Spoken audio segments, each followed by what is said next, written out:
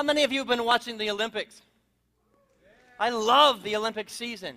It's so empowering to me to watch young men and women, and some older men and women doing that thing on the ice with curling, that are absolutely shining. They absolutely have a vision and a dream of what they can bring to the planet. And they give everything they have, their time, their energy, their talent, their lives are given over to that dream. And by the way, they're not paid. They're doing it because it's what was placed in their heart to do on this planet. And the whole world gets to watch. I don't know about you, but my personal hero has become Nathan Chen. Nathan Chen was an ice skater. He still is an ice skater, although there was question about that after his first 2 appearances at the Olympics. Here he was one of the favorites, supposedly one of the best on the planet.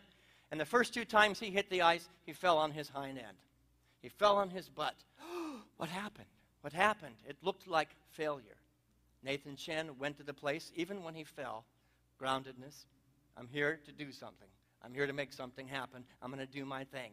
And then he was spurred to let it all go. I believe it was last night.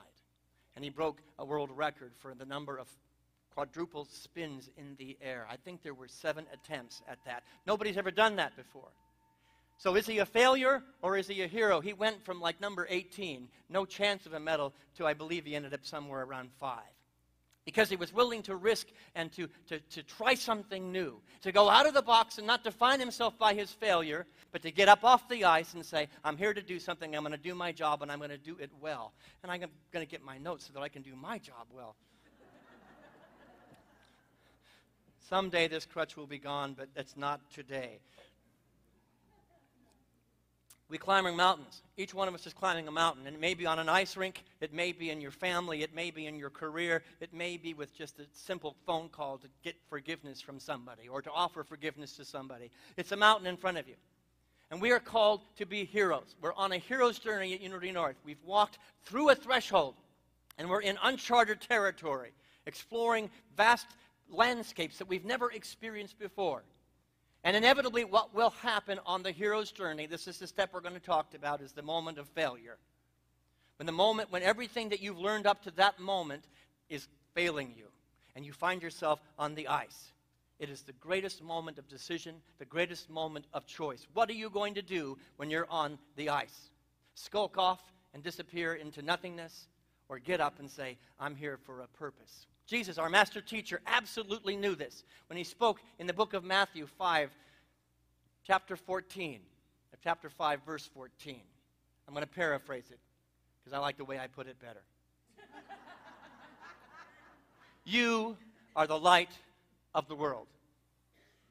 You are the light of the world when you're flying high and you're doing quadruple spins. You are the light of the world when you're laying on the ice and it's cold and you feel alone and nobody's clapping. You're still the light of the world. You were created in the image and after the likeness of light, of perfection, of health, of well-being, of dreams, of magnificence, of juice. And that light is not meant to be covered up by a basket or a bushel or anything. It is meant to be set upon a hill. Like a city on a hill, you will shine, so that the entire world might be blessed by the presence of one who shines so. One does not cover up a lamp. One takes it and puts it on the lampstand so that everybody in the house may shine. And that shine is not diminished and will never be diminished when you fail, when you fall down, when you forget, when you screw up. Plain and simple. It doesn't change. It is absolute in its nature. It is changeless. How many, am I the only one that ever forgets that?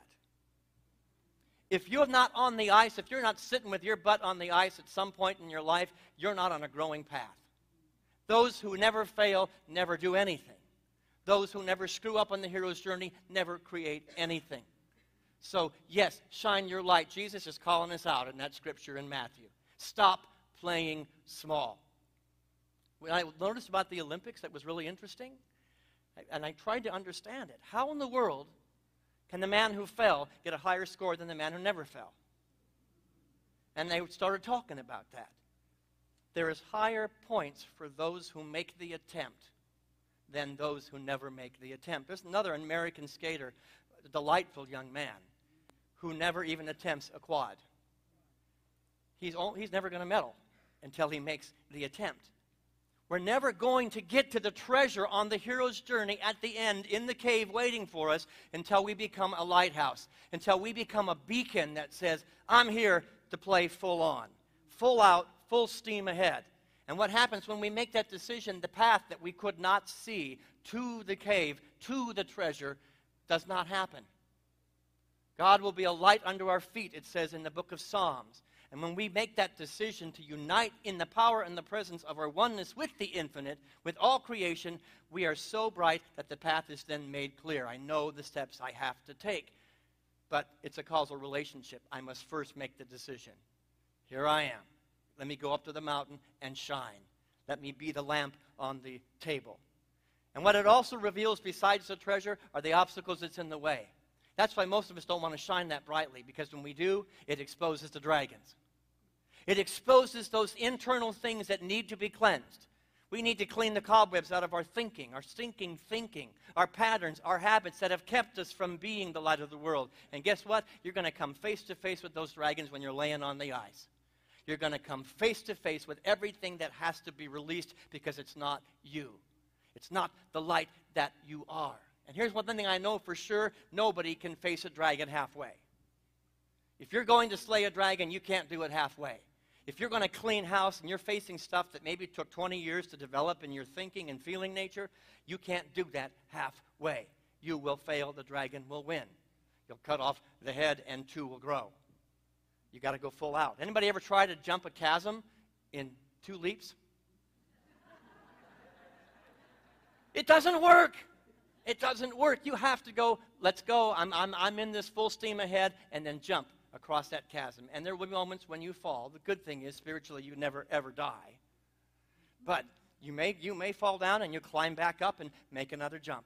Make another jump. And next thing you know, you'll be doing 6 quads in one absolute life experience. And the world is going to go, yes! That's a person who was not defined by their failure. That's a person who was not defined by their loss or anybody else's opinion or judgment. That's a person that's defined by the light that they are. I want to be like them. That's what we're talking about today, playing out 100%. Each of us has been given today. You've been given the most amazing gift today. 1,440 minutes to live your life, that breath you just took, the heartbeat that's beating in your chest, the thought that just went across your head, all gifts of God within 1,440 minutes. And guess what? You can use them however you want. You'll get a new set of those tomorrow. Why would we waste any one of those precious gifts of God with argument and fight and resistance and doubt and fear and anger? Why would we waste any one of those precious minutes on anything except being the light of love, being the light of peace? This year, you get 525,600 of them. There's a song, I think, like that. Please don't sing it. It's not one of my favorites. This year, you've been given the most magnificent gift of life to use wisely. How are you using it? What are you practicing? What are the thoughts bouncing around your head? Every thought you have of a negative nature, of an angry nature, of a divisive nature, is a waste of the gift that you have been given. I'm saying stop it. Knock it off. You're on the ice. Let yourself have a moment. This sucks. Then get back up. I'm here to shine. I'm here to be a dream. You can't do the spiritual work that we do halfway. Now, the Bible is our main document in unity. The Bible is the main textbook of unity. And every one of the characters in the Bible live in us. Every single one of these characters, kings, prophets, messiahs, strong men, strong women, they've all been asked one thing. If you would read that book from the standpoint of being called out by the universe, called out by the presence of God, it's our story. We are being called out to a higher level, a higher vibration, and a higher frequency, and we're either answering the call or we're not. Of these heroes up here, the ones that answered the call and went full out are the ones that were successful. The ones that were reluctant and played small are the ones that didn't make it to the promised land. I want you to make it to the promised land. I want you to be in the cave, going with the treasure, knowing you have defeated all the obstacles in your way, living fully from your magnificence. I want to highlight just 2 characters that absolutely prove this point. Go back to the beginning, the story of Cain and Abel, right? 2 brothers, but 2 very different ways to approach life. Cain, He was the tender of the Garden of Eden. Basically, the guy had the entire earth to create fruit and vegetables. He had the entire earth. And when the time came to say, let me participate in the great flow of give and receive, let me give from 100%, Cain came to supposedly offer to God as his offering a small basket of fruit, a relatively small offering considering he had the entire earth. Well, in the story, God's pretty displeased. Now, we don't teach that kind of God here in Unity. There's not a God that's pleased or displeased with you in any given moment, but it is a teaching of karma. It is a teaching of reciprocal energy. Garbage out, garbage in. Plain and simple. It's law. It's the law by which we live. Mediocrity out, that's what mediocrity comes right back to you. So if you're experiencing mediocrity, it's not God to blame. It's not God's fault. By law, it's about asking for something greater from you. Now, Abel, on the other hand, Abel was the shepherd. Abel was a shepherd. And what is the most prized possession of a shepherd? The firstborn lamb. Now, we're not going to get into a dialogue about sacrificing lambs, because that's not important. What is important is that Abel brought as an offering of gratitude, brought as an offering to say thank you, the firstborn lamb, the very best that he had. Story after story after story after story in the Bible is about offering the best that you have and not playing small. Because if you want the best, if you want heaven on earth, if you want the experience of light and love out here, you've got to be the light in here at 100% or more. Yes? Yes? So why in the world do we not do that? Why in the world do we not shine at 100% all the time? Why do I catch myself being angry, being resentful, being combative? Am I the only one? Yeah, I know who you are. Well, I list 6 things, and this is the personal disclosure. I'm going to give you 6 things that I've caught myself doing, my human self doing, that have kept me from being that city on a hill. Number 1, let's put it up there. Anybody ever say this? Not enough time. The dream that God has placed in my heart, there just is not enough time to make this happen. That is the greatest, lamest excuse I've ever heard on the planet. And I'm calling myself out. You know, for a long time, probably 20 years, I've been saying, I got a book in me. I got a book in me, and I'm gonna do that book. I'm gonna get that book, but boy, there just isn't enough time. There's so much going on. There's not enough hours in the day. And my wife says, you don't have a time problem. You have a priority problem. Wow, let's call it on the page. You see, there are enough hours in the day. There are enough minutes, 1,440 of them every single day. But my priorities are screwed up. And I find that often what I'm doing, getting busy, I'm doing, and becoming a wonderful human doing, is a great distraction to facing something I need to look at. If I'm so busy, then I don't have to do the healing work that's going to take to have a best-selling book. I'll create a mediocre book, so let me just avoid it, period. I have to face some dragons of what I've made priority, of what I have said is the most important thing. And it's not what I'm saying out of my mouth or in my head. It's what I'm demonstrating with my actions. Do your actions, do my actions match a prioritization of why you have been placed upon the earth or not? Then make the appropriate adjustments, because the clock is not your enemy. The clock is your gift. It is your partner. We must use it. Now, here's one. Sometimes I just don't want to do it. Spiritually lazy. There's a spiritual concept that we'd like to clear out of our head. You know, how many people have just said, I'm too tired. I don't want to do it. It's going to take too much from me. I just can't do it. Well, here's a poem for you. One night I had a wondrous dream. One set of footprints there was seen, the footprints of my precious Lord, but mine were not along the shore. But then some stranger prints appeared, and I asked the Lord, what have we here? These prints are large and round and neat. Lord, they are too big for feet. My child, God said in somber tones, for miles and miles I carried you alone. I challenged you to walk in faith, but you refused and you made me wait. You disobeyed. You would not grow the walk of faith you would not know. So I got tired. I got fed up. And there, I dropped you on your butt. Because in life, there comes a time when one must fight and one must climb, when one must rise and take a stand or leave their butt prints in the sand. If you're not experiencing, yeah, that's where the clap, I didn't write that, but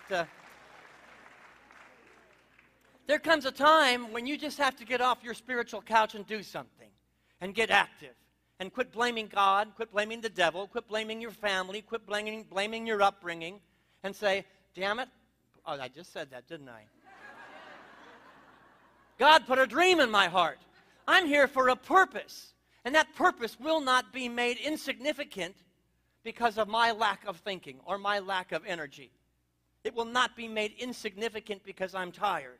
It will not be made insignificant because I'm afraid you're going to judge me. Get off the spiritual couch and do something. Yes? Number 3. Here's a hard one for me. Apples and oranges. How many people have ever had a dream and a vision and you look at somebody else and you go, they're so much better than me.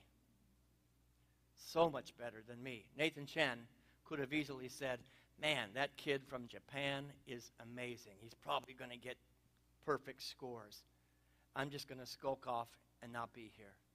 Comparison is a state of argument. Greater than and less than, you hear me say it all the time, is a quick and fast road to suffering. There is a light, there is a vitality that can only be born and realized on this earth through you. And when you engage yourself, it's a grand excuse to say, I'm not really as smart as Gail. I'm not nearly as smart as William or Barb or Cindy. I can't do what they can do. Manny's so much stronger than I am. Tony, I'm sure he's just a rock star. I'm not even going to try. That comparison is an excuse, and I'm saying, as heroes on a spiritual journey, get rid of it. Get over it. Give it up. The time is to move forward, to know that nobody can bring the light that you were born onto this planet to bring. Bring it. This is how Martha Graham puts it. There's a vitality, a life force, a quickening that is translated through you into action. And there is only one of you in all time. This expression is unique, and if you block it, it will never exist through any other medium, and it will be lost. It is not your business to determine how good it is or how it compares with any other expression. It is your business to keep it, yours, clearly, directly, and to keep the channel open. That's the challenge that I'm throwing down today. That's the gauntlet I'm throwing down today. Quit comparing yourself to anybody, because you are the best you and nobody can be you. Imitation is a quick road to stagnation. Imitation is a quick road to mediocrity. And you were born for greatness, not mediocrity. Number 4, fear of failure and fear of success. Number 5. How many have experienced that? It's my constant partner. Here's a reality. On your hero's journey, you're going to end up on the ice. I would love to tell you I had a magic pill or a magic prayer, but if you are stretching and you are growing and you are exploring and adventuring on this beautiful earthly journey, on this beautiful hero's spiritual path, you're going to get on your butt. You're going to fall down. You're going to screw up. You're going to make mistakes. You're going to say something, and you're going to wish you could just put that back in your mouth. You're going to hurt somebody. The decision and the power of God will not be expressed in the failure, because you won't allow yourself to be defined by the failure or the fall or the mistake. You'll be defined by what you do immediately following. I will get back up and I will do 6 quads in my next presentation. I will be a little bit better. If your fear is keeping you from shining at the highest level, or just doing good enough, or just doing well enough, or enough to get by, you're basically saying, God is nothing in my life. When God is for you, nothing can be against you. So it's clear indication that if you let the fear of your failure keep you from jumping off into the chasm, it's time to return home. Remember who I am. Remember why I have been born. I am a mighty, mighty expression of that one power and presence that is the light of God, and nothing will keep me from living that dream, sharing that dream, being that vision for everybody to see. I'm a lamp on a table. Look at me, world, with all my flaws and all my perfection and all my talents. And I'm scared to death to show it, but I'm going to show it anyway. By God, yes, by God, I cannot and will not live a life of mediocrity or impersonation because I'm afraid of falling down.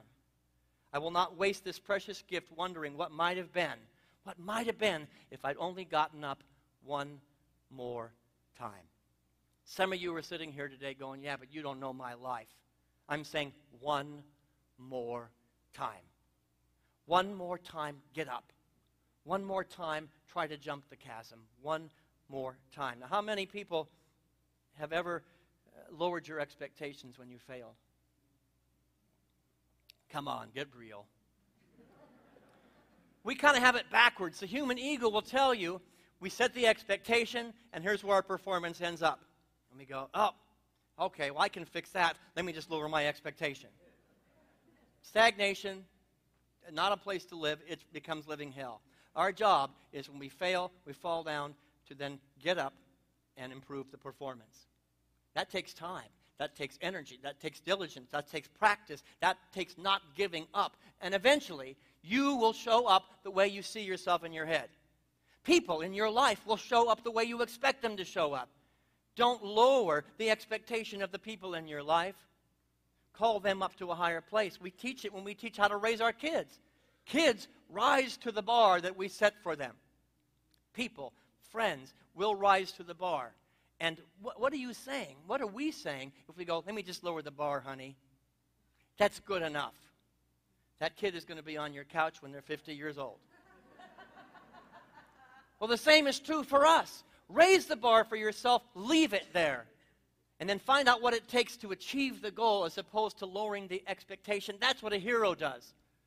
You're on the ice, raise the bar, and go out and do 6 of those quadruple spins.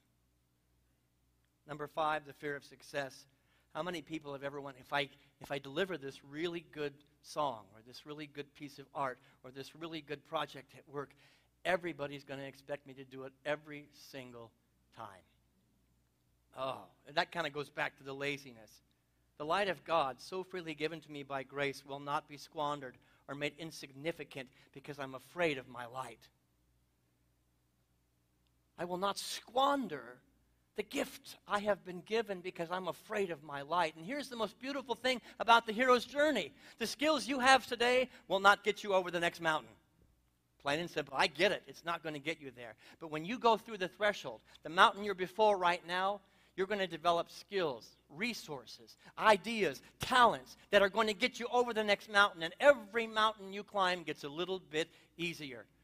You've developed a practice. You've developed a pattern of perseverance. You've developed a state of being, an energetic field that says, I will accomplish and nothing will keep me from there. And then the skills are magnetized to you. On the hero's journey, God provides the resources you need. But it is a causal relationship. I have to go up the mountain first before I can see clearly what I need for the next mountain. And if you let your fear of success keep you from climbing the mountain that's in front of you, you're not going to last long here at Unity North because we're mountain climbers. We are spiritual heroes. We are people that are going someplace and not making a difference just in our individual lives, but on the planet. We are a mighty force for good on this planet, and I don't know how to do it. I have no earthly idea how to do it, but I know when we go together, the resources that we need will get us to the place we need to go collectively, as a church, as a family, and as a community. The skills and the talents will be there. Number 6, the final one. If and when. How many played that game? Well, I'll be the hero if you go first.